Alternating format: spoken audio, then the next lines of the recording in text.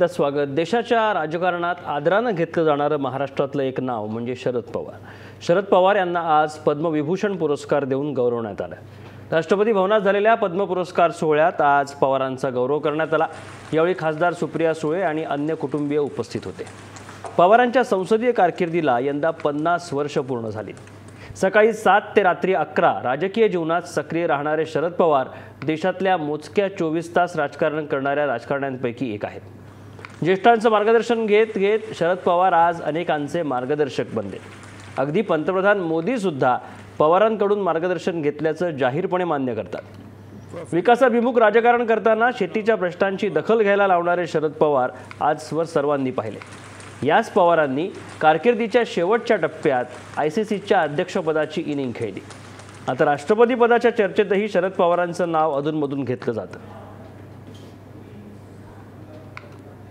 आपण ग्राफिक्सच्या माध्यमातून पाहूया पवारांची कारकीर्द।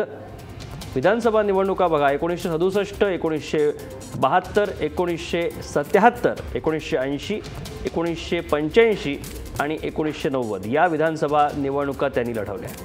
लोकसभा निवडणूक 1984, 1991, 1996, 1998, 1999, 2004 आणि 2009ची लोकसभा निवडणूक देखील त्यांनी लढवली। याशिवाय विधान परिषद 1993 मध्ये, राज्यसभेवर 2014च्या निवडणूक 2014 साली ते निवडून गेले।